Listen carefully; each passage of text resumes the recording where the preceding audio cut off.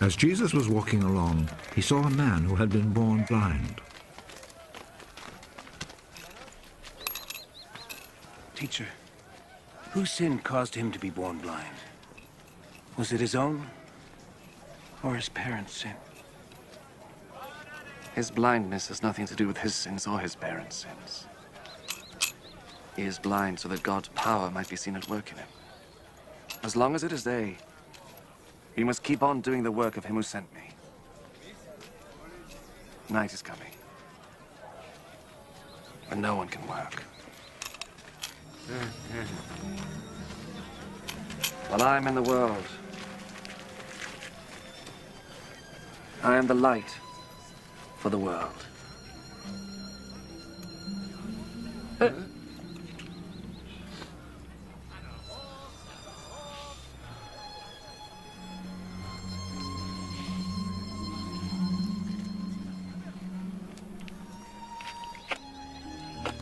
After he said this, Jesus spat on the ground and made some mud with the spittle.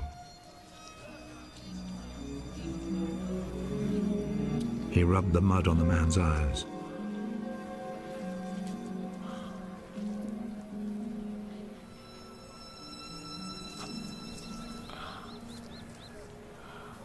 Go and wash your face in the pool of Siloam. This name means sent.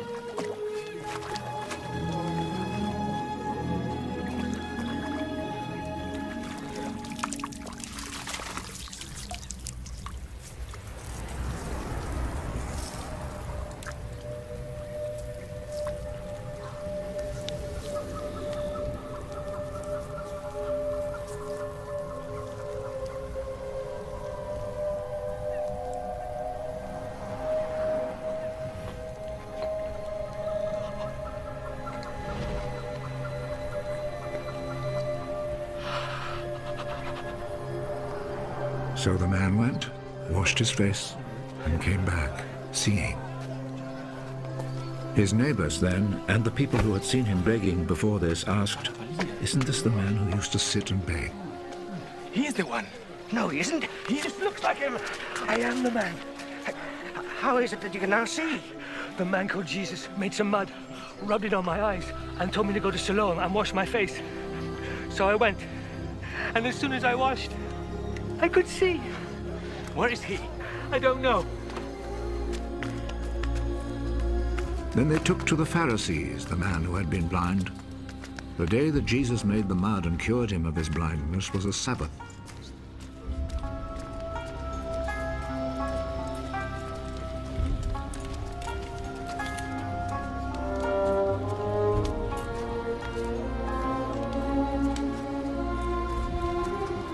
The Pharisees then asked the man again how he had received his sight. He put some mud on my eyes. I washed my face, and now I can see. The man who did this cannot be from God, for he does not obey the Sabbath law.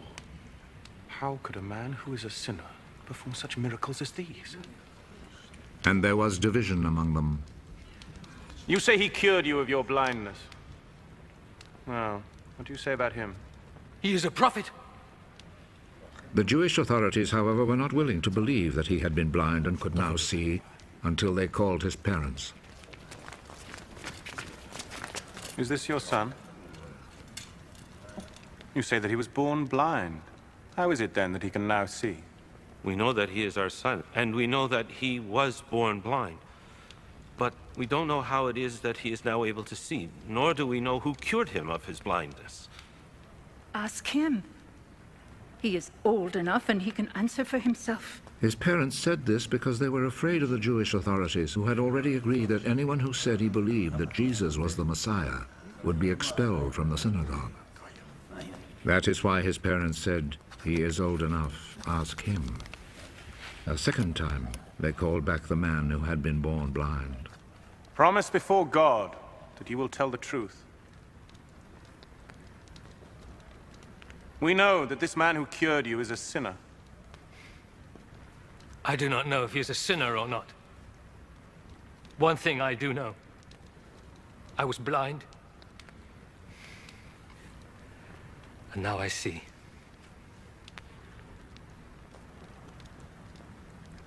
What did he do to you? How did he cure you of your blindness? I have already told you and you would not listen. Why do you want to hear it again? Maybe you too would like to be his disciples. They insulted him and said, You are that fellow's disciple. But we are Moses' disciples. We know that God spoke to Moses. As for that fellow, however, we do not even know where he comes from. What a strange thing that is. You do not know where he comes from, but he cured me of my blindness. We know that God does not listen to sinners. He does listen to people who respect him and do what he wants them to do. Since the beginning of the world, nobody has ever heard of anyone giving sight to a person born blind. Unless this man came from God, he would not be able to do a thing! You were born and brought up in sin! And you are trying to teach us. and they expelled him from the synagogue.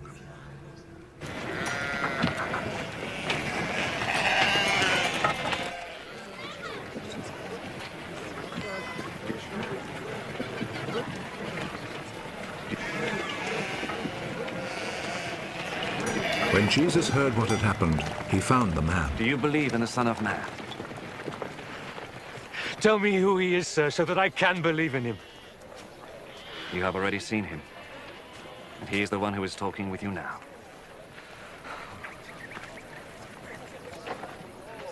I believe, Lord. And he knelt down before Jesus. I came to this world to judge, so that the blind should see, and those who see should become blind. Some Pharisees who were there with him heard him say this and asked him, Surely you don't mean that we are blind too?